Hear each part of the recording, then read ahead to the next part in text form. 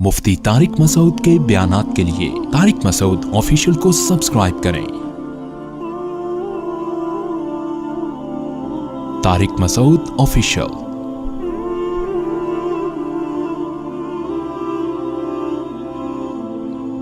हजरत हुसैन रजी अल्लाह ताला अन्हु का मौक़िफ़ ये था कि मैं यजीद जैसे आदमी के हाथ पर बैत करने के लिए तैयार, बोलो भाई, नहीं, मैं नहीं बैत करता इसके हाथ, क्योंकि यजीद के बारे में खबरें थी। बास कहते थे शराब पीता है।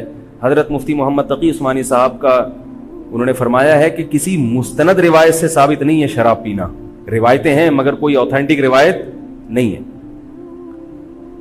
तो अब नतीजा क्या निकला कि हजरत हुसैन रजी अल्लाह ताला अन्हु के पास कूफा से खुतूत आए। कूफा का गवर्नर था इब्ने ज़ियाद, वो भी यजीद का आदमी था, बड़ा जालिम आदमी था वो। अहले कूफा के खुतूत आए कि आप आ जाएं यहां पर, यहां सब लोग आपके हाथ पर बैत करने के लिए तैयार हैं। हजरत हुसैन का ख्याल यह था कि अगर ये सब तैयार हैं तो यजीद की हुकूमत बगैर लड़ाई के, बगैर बड़े क़िताल के, मुसलमानों के खून खराबे के बगैर खत्म हो सकती है। आई बात समझ में? जो इंफॉर्मेशन आपको मिली थी, जो नॉलेज आपको मिली थी, वो नॉलेज गलत थी। अगर वो नॉलेज सही होती तो हजरत हुसैन कभी करबला की तरफ रुख ना करते, क्योंकि हजरत हुसैन का मौक़िफ़ भी यही था कि मुसलमानों की तलवारें आपस में ना चलें। हजरत हुसैन रजी अल्लाह ताला अन्हु के पास जब 50 से ज्यादा खुतूत आए हैं अहले कूफा की तरफ से कि आप आइए, आप आइए, आप आइए, तो पहले हजरत हुसैन रजी अल्लाह ताला अन्हु ने अपने रिश्तेदार जो आपके चचेज़ाद थे मुस्लिम बिन अकील, उनको भेजा। नतीजा क्या निकला? मुस्लिम बिन अकील का वहां पर हुकूमत ने गिरफ्तार करके उनको कत्ल कर दिया। अब ये एक ऐसा जुल्म था जिसके जाहिर है कि किसी को सफीर बना के भेजा जाए, किसी को हाल अहवाल देखने के लिए भेजा जाए, और हजरत हुसैन की नीयत हरगिज बगावत की नहीं थी। मगर कूफा के गवर्नर को और यजीद को यह ख्याल था कि खिलाफत के असल अहल यकीनन यही हैं। कहीं ऐसा तो नहीं है कि ये अमीर बनना चाहते हैं, ये खलीफा बनना चाहते हैं। एक खौफ उसके दिल में बैठ गया था, एक लाशऊर में खौफ होता है ना, इंसान के दिल में बैठ जाता है कि आप 100 दफा भी कहें भी मेरी ये नीयत नहीं है, मगर वो डर रहा होता है कि यार ये कुछ कर न ले। तो जब मुस्लिम बिन अकील को शहीद किया गया, हजरत हुसैन रजी अल्लाह ताला अन्हु जा चुके थे। जब हजरत हुसैन रजी अल्लाह ताला अन्हु कूफा की तरफ जा रहे थे, बहुत सारे सहाबा ने आपको मना किया, जिनमें अब्दुल्लाह इब्न उमर रजी अल्लाह ताला अन्हु भी थे, अब्दुल्लाह इब्न अब्बास रजी अल्लाह ताला अन्हु भी, कि आप ये काम ना करें। बाज ने तो कहा कि हमें आपकी शहादत का यकीन है, क्योंकि जिस हालात में आप जा रहे हैं हुकूमत ये समझेगी कि बगावत करने आ रहे हैं, लिहाजा वो आपको क्या करेगी, इस बेस पे कत्ल नहीं करेगी कि आप नवासे रसूल हैं, क्योंकि वो भी मुसलमान थे। इस बेस पे कत्ल करेगी कि आपकी नीयत क्या है, हुकूमत के खिलाफ बगावत। तो उनके पास एक अपने आप को बरहक साबित करने के लिए एक दलील होगी कि हुकूमत का बागी जो भी हो उसे क्या कर दो, कत्ल। रसूलुल्लाह सल्लल्लाहु अलैहि वसल्लम ने फरमाया, सही हदीस है, कि जब मुसलमान किसी एक अमीर पे जमा हो जाएं तो उसके खिलाफ जो भी उठे, नबी ने फरमाया उसको कत्ल कर दो, काइनम मन कान, चाहे वो उसके खिलाफ उठने वाला कितना ही नेक क्यों ना हो। ये हदीस के अल्फाज हैं। हजरत हुसैन का मौक़िफ़ ये था कि मैंने अभी तक यजीद की खिलाफत और हुकूमत को तस्लीम नहीं किया, लिहाजा मैं इस वईद में दाखिल नहीं हूं। अब हुआ यह कि हजरत हुसैन रजी अल्लाह ताला अन्हु जब गए हैं और करबला के मकाम पे पहुंचे हैं, तो वहां आप रजी अल्लाह ताला अन्हु को मुस्लिम बिन अकील की शहादत का भी पता चला, और अंदाजा हुआ, मैं बहुत शॉर्ट करके सुना रहा हूं, अंदाजा हुआ कि हालात ऐसे नहीं है जैसे मैं समझ रहा था। उबैदुल्लाह जो इब्ने ज़ियाद था बदबख्त, उसने हजरत हुसैन को यह कहा कि बगैर किसी शर्त के हजरत हुसैन को गिरफ्तार करके लाओ और मेरे हाथ पर बैत कराओ। ये रसूलुल्लाह सल्लल्लाहु अलैहि वसल्लम के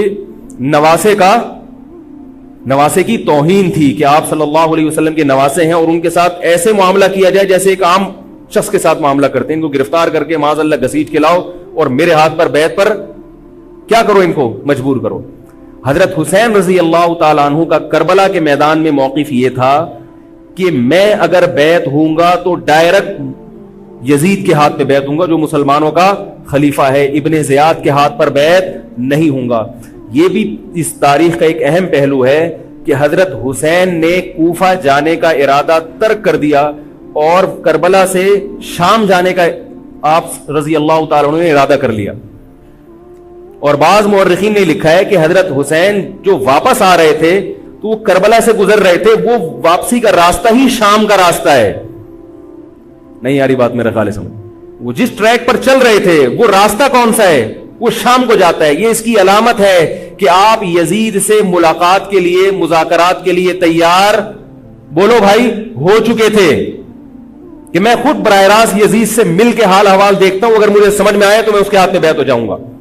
حضرت حسین رضی اللہ تعالی عنہ کا مقصد حکومت کے خلاف تلوار اٹھانا، بولو بھائی، نہیں تھا، ورنہ وہ اس کے لیے تیار نہ ہوتے۔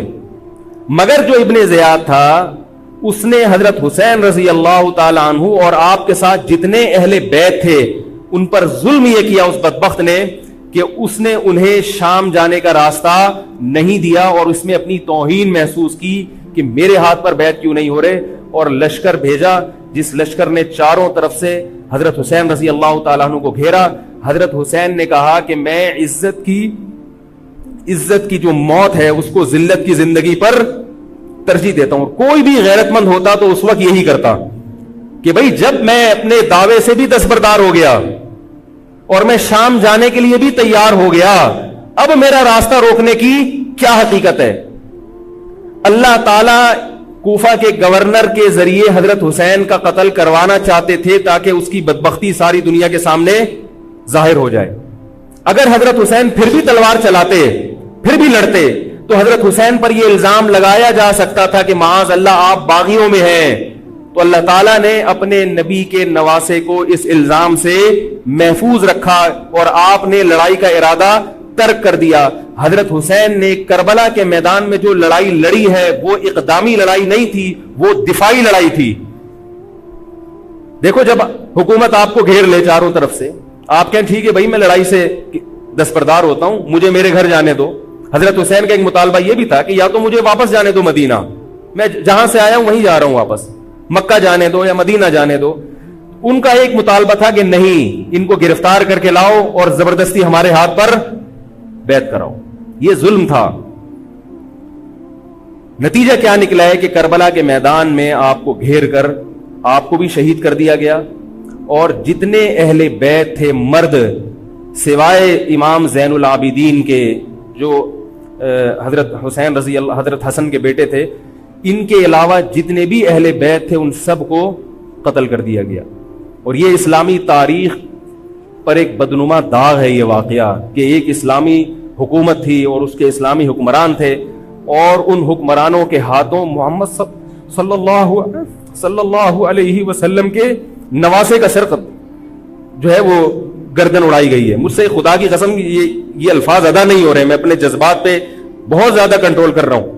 وہ منظر کیا ہوگا کہ جب نبی صلی اللہ علیہ وسلم کے نواسے، آپ صلی اللہ علیہ وسلم کے نواسے کی گردن اڑائی گئی ہوگی۔ تو یہ بہت ایک اسلامی تاریخ میں ایک بدترین واقعہ ہے۔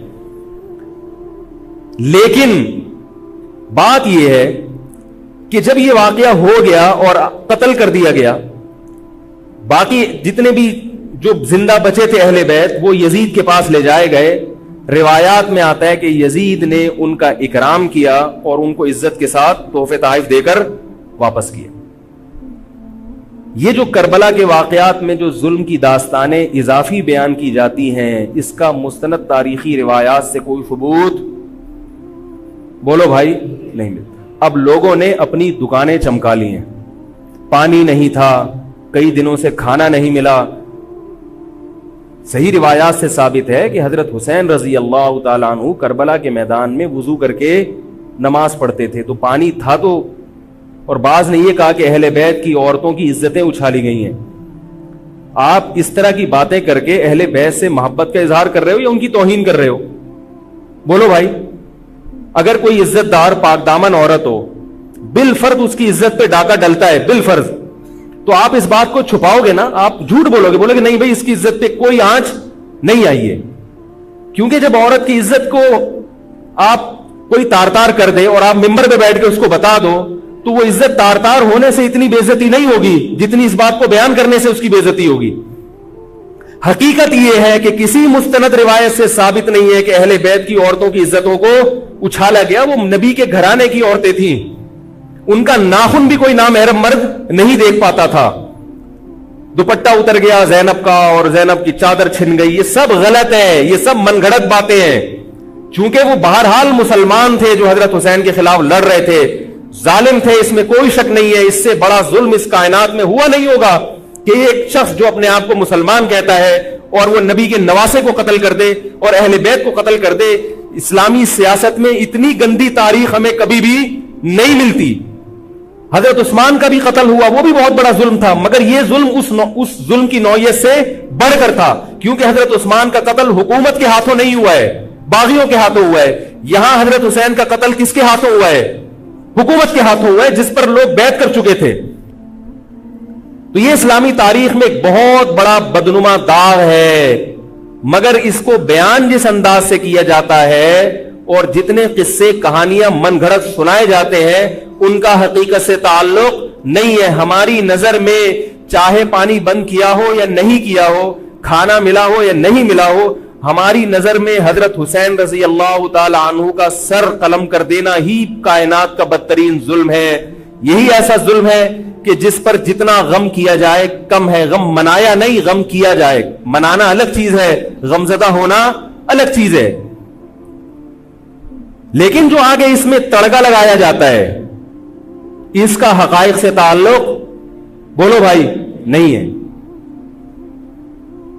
یہ دکانیں ہیں جو چمکائی, اس میں سب برابر ہیں, شیعہ بھی سنی بھی. بہت سارے سنی علماء بھی کربلا کے واقعے کو بہت ہی بھیانک انداز سے بیان کرتے ہیں, اور مقصد کیا ہوتا ہے؟ پبلک کو رلانا.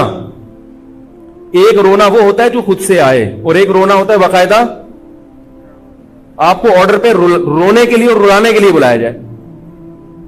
وہ رمضان میں نے بتایا تھا نا کہ میں نے ختم قرآن پہ دعا کی تو مجھے رونا آ گیا, بہت زیادہ رونا آیا. اگلے دن ایک صاحب کہنے لگے مولوی صاحب آج بھی ایسی ایک دعا ہو جائے. میں نے کہا میں آرڈر پہ نہیں روتا, میں آرڈر پہ نہیں روتا. اب تو آ بھی رہا ہوگا تو نہیں آئے گا. نہ انسان کسی کے مشورے سے ہنس سکتا ہے اور نہ انسان کسی کے مشورے سے رو. اگر آپ کسی کے مشورے پہ رو رہے ہیں اس کا مطلب ڈرامے بازی. آپ کو فلم کا ایکٹر ہونا چاہیے, آپ کو ڈرامے جوائن کرنے چاہیے, وہاں آپ اچھے چل سکتے ہیں. جیسے کہ ہمارے ایک مشہور اسکالر ہیں, ان کے بارے میں لوگ یہ کہتے ہیں ان کو فلموں میں ہونا چاہیے تھا, پتہ نہیں یہ جیو پہ کیوں آ رہے ہیں. وہ آرڈر پہ روتے بھی ہیں, آرڈر پہ. اب چونکہ یوٹیوب کا دور ہے, میں پہلے جو کربلا کے واقعات جو لوگ بیان کرتے ہیں ان کی تقریریں نہیں سنتا تھا. اب کیا ہوتا ہے, بعض دفعہ بیٹھے ہوئے ہیں کہیں سفر پہ جا رہے ہیں تو یوٹیوب کی ویڈیو, ہم نے کہا چلو یار ہم بھی سن لیں. ایسی چہک چہک کے منہ بنا بنا کے گھما گھما کے تقریریں ہوتی ہیں, لگتا ہے کہ یہ باقاعدہ ایک ڈرامہ ہے, اداکار ہے, فنکار ہے جس کو ڈرامے بازی کے لیے یہاں. یہ حضرت حسین کی شہادت کو کیش کرا رہے ہیں. یہ حضرت حسین سے محبت کرنے والے نہیں ہیں, یہ ان کی شہادت کو دیکھو. اس کی مثال ایسے جیسے کوئی محلے میں مر گیا, کسی سیٹھ کا بیٹا مرا, اب آپ کو سیٹھ سے قرضہ چاہیے تو سب سے زیادہ آپ روگے نا, تاکہ سیٹھ صاحب سمجھیں کہ محبت سب سے زیادہ کس کو ہے؟ آپ کو. تو آپ اس کی بیٹے کی موت کو کیا کرا رہے ہو؟ کیش کرا رہے ہو. بعض لوگ کسی کی شہادت کو کیش کراتے ہیں, کسی پہ ظلم کو کیش کراتے ہیں. تو میں پھر عرض کروں کہ بہت بدترین واقعہ ہے. حضرت حسین رضی اللہ تعالیٰ عنہ کا سر لے جایا گیا یزید کے پاس. یزید بدبخت نے چھڑی سے آپ کے ہونٹوں کو چھوا. وہاں صحابی رسول نے فرمایا کہ ایسا مت کرو. فرمایا اللہ کی قسم میں نے ان ہونٹوں پہ بارہا محمد صلی اللہ علیہ وسلم کے ہونٹ رکھے ہوئے دیکھا ہے.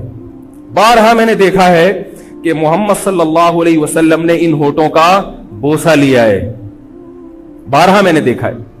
ان صحابی کے دل پہ کیا گزر رہی ہوگی جو حضرت حسین کے ساتھ یہ حرکت دیکھ رہے ہوں گے, جبکہ اسی حسین کو انہوں نے بارہا نبی کی گود میں بھی دیکھا اور بارہا نبی کے ہونٹوں کو بھی ان ہونٹوں سے مس ہوتے ہوئے دیکھا.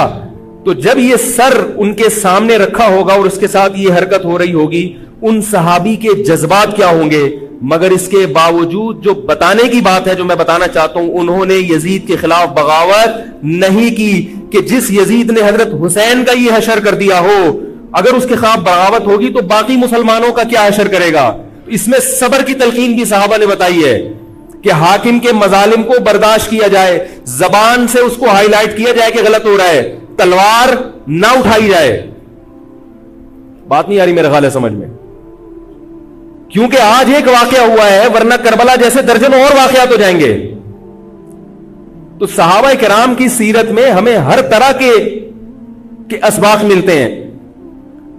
تو میں یہ عرض کر رہا تھا کہ یہ ہے وہ کربلا کا واقعہ جس کا میں نے آپ کو خلاصہ بیان کیا. اس کے بعد کیا ہوا ہے کہ یہ جو بنو امیہ کی حکومت تھی، اس کی وہ ویلیو صحابہ کرام کے دل میں نہ رہی جو پہلے کسی حد تک برقرار تھی. یہ بہت ایک حکومت کے خلاف لوگوں کے دل میں بغض پیدا ہو گیا اور بالآخر بغاوتیں شروع ہوئیں. لیکن جمہور صحابہ کا موقف پھر بھی یہی تھا کہ حکومت کے خلاف بغاوت جائز، بولو بھائی، نہیں. اور اسی طرح کے ظالم لوگ آتے رہے اور انہی کی اولادوں میں بنو امیہ میں اللہ نے پھر عمر ابن عبدالعزیز کو پیدا کیا.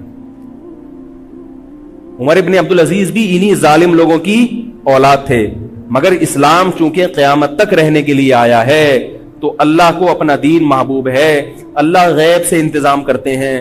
عمر ابن عبدالعزیز جیسے ہی حکومت میں آئے ہیں، خلیفہ بنے ہیں، آپ رضی اللہ تعالی عنہ نے وہ بنو امیہ کی جو جاہلانہ چیزیں تھیں ان سب کو ختم کر دیا. حکومتی ملکیت کو جو ذاتی خزانہ لوگ سمجھنا شروع کر دیا تھا اس کو ختم کیا. عمر بن عبدالعزیز کی ایک تاریخ ہے، ان کو 5واں خلیفہ راشد کہا جاتا ہے. علم حدیث کو مرتب کیا گیا، فقہ کو مرتب کیا گیا، حدیث کا علم ضائع ہو رہا تھا. آپ نے حکم دیا کہ اکتب ما کان من حدیث رسول اللہ صلی اللہ علیہ وسلم فإنی اخاف ضیاع العلم والعلماء. فرمایا مجھے علم اور علماء کے ضائع ہونے کا خطرہ ہے، محمد صلی اللہ علیہ وسلم کی حدیثوں کو ریٹن فارم میں لایا جائے. تو باقاعدہ پھر حدیث کو باقاعدہ جمع کیا گیا کتابوں کی شکل میں، اور آج ہمارے پاس وہ حدیث محفوظ ہیں. فقہاء کرام کا دور آیا تو اللہ تعالیٰ نے حضرت عمر بن عبدالعزیز کے دور میں امت کو الحمدللہ دوبارہ جمع کر دیا. عمر بن عبدالعزیز کے بعد پھر بغاوتیں ہوئیں، بالآخر بنو امیہ کی حکومت کا خاتمہ ہوا، بنو عباس کی حکومت آئی. مگر بنو عباس کی حکومت آنے سے بنو امیہ کی حکومت مکمل ختم نہیں ہوئی. وہی ہوا کہ آپ نے اچھی نیت سے بغاوت کی مگر اس کا نقصان زیادہ. وہ کیا ہوا؟ بنو امیہ بھاگ گئے، اندلس میں حکومت قائم کر لی، اور ادھر بنو عباس کی. تو یہ تاریخ میں پہلا واقعہ تھا کہ اسلامی خلافت 2 حصوں میں ڈیوائیڈ ہو گئی. اس کے بعد آج تک ایک جگہ مسلمان جمع نہیں ہو سکے. کیوں؟ مسلمانوں نے اس حدیث کی مخالفت کی کہ امیر کے خلاف بغاوت، بولو بھائی، نہیں کرو. اب میں آپ سے ایک بات کہتا ہوں کہ بالآخر ڈیوائیڈ ہوتے ہوتے ہوتے ہوتے آج پتہ نہیں کتنے سارے اسلامی ملک بن گئے. پاکستان میں الگ ہے، سعودی عرب کی پالیسیاں الگ ہیں، دبئی الگ چل رہا ہے، قطر اور سعودیہ کا پھڈا ختم نہیں ہو رہا. 1920 تک تو پھر بھی خلافت عثمانیہ تھی، اگرچہ پوری دنیا پہ نہیں تھی. ہندوستان میں الگ حکومت تھی، خلافت عثمانیہ الگ تھی، اندلس میں الگ حکومت تھی، مگر پھر بھی مسلمانوں کی 3-4 بڑی بڑی حکومتیں تھیں جو ایک اور کسی حد تک ان میں اتحاد تھا. 1920 میں وہ بھی ختم، اور اتنے سارے ممالک وجود میں آ گئے، سب کی الگ الگ پالیسیاں ہیں. اب جو آدمی خلافت کے نام پہ جہاد کی بات کرتا ہے وہ لوگوں کو ایک امیر پہ جمع نہیں کرے گا. جتنے ملک بن چکے ہیں نا، ان کو مزید توڑ کے، اگر یہ 20 ہیں تو 40 بنا دے گا ان کو. بہت مشکل ہے سمجھانا بھائی. اب اگر کوئی کہتا ہے نا ظالم حاکم کے خلاف تحریک چلاؤ، آؤ ہمارے ساتھ مسلح بغاوت میں شامل ہو، ہم حکومت کے خلاف تلوار اٹھائیں گے، تو نتیجہ کیا نکلے گا؟ یہ سارے مل کے ایک امیر نہیں بن جائیں گے. یہ اگر 20 ہے نا تو کتنے ہو جائیں گے؟ بولو بھائی، 40. جیسے جو جماعت المسلمین بنی نا کہ 4 فقہ ہیں، حنفی، شافعی، مالکی، ہم نہیں مانتے، تو سب کو ختم کرو، ایک بناؤ. تو اس ایک بننے سے یہ ختم نہیں ہوئے، بلکہ 4 کے بعد کتنے آ گئے؟ 5 ہو گئے. نہیں آ رہی بات؟ میرا خیال آ رہی ہے الحمدللہ. اور بھی جو بھی اس کی باتیں کر رہے ہیں نا، امت کو اتحاد کے لیے آ جاؤ، میرے پاس آ جاؤ، تو وہ 6واں بنا رہا ہے، 7واں بنا رہا ہے، پھر 8واں بنا رہا ہے، ایسے بنتے چلے جا رہے ہیں. او بھائی جو ہے وہاں بریک لگا دو، اللہ کا واسطہ روک دو ان کو. کوئی بات نہیں، 4 ہیں، جو جس کو فالو کرے ٹھیک ہے، کچھ نہیں ہوتا اس سے، ہمیشہ سے چلے آ رہے ہیں. تو اب اگر ایک خلیفہ نہیں ہے, ہونا تو چاہیے ایک ہی خلیفہ, نہیں ہے تو جو ہے اسی پہ گزارا کرو, ورنہ اس سے بھی جاؤ گے, تمہاری کوئی مضبوط طاقت اور قوت ہوگی نہیں. کافر جب چاہے گا تمہیں ٹیشو پیپر کی طرح استعمال کر کے پھینک دے گا. تو کربلا کے واقعہ سے ہمیں کیا سبق ملتا ہے؟ علامہ ابن تیمیہ رحمہ اللہ تعالی فرماتے ہیں کہ جمہور صحابہ کی جو رائے تھی, حضرت حسین رضی اللہ تعالیٰ عنہ کی بھی اپنی ایک رائے تھی, مگر ابن تیمیہ رحمہ اللہ فرماتے ہیں کہ اگر حضرت حسین رضی اللہ تعالیٰ عنہ کربلا کی طرف خروج نہ کرتے تو ابن تیمیہ کی رائے یہ ہے کہ یہ زیادہ بہتر تھا. اب آپ کہیں گے کہ صحابی رسول کی رائے سے اختلاف کر رہے ہیں, نہ, وہ کہہ رہے ہیں وہ جو جمہور صحابہ تھے جو حضرت حسین کو منع کر رہے تھے وہ بھی تو صحابہ تھے. حضرت حسن بھی تو صحابی تھے. حضرت حسن نے حضرت معاویہ کے خلاف لڑائی نہیں لڑی. تو صحابہ کی دو رائے تھی, جمہور ایک طرف تھے. تو فرماتے ہیں اگر یہ نہ ہوتا تو زیادہ بہتر تھا. لیکن حضرت حسین رضی اللہ تعالی عنہ کے بارے میں ہمارا موقف یہ ہے کہ وہ یہ سب کچھ اس وقت کے جو حالات تھے اس میں کوئی بھی ہوتا اور غیرت مند ہوتا تو وہ یہ کرنے پر مجبور تھا. اور اس میں دھوکہ کس نے دیا حضرت حسین کو؟ اہل کوفہ نے, جس کا حضرت حسین کو علم نہیں ہو سکتا.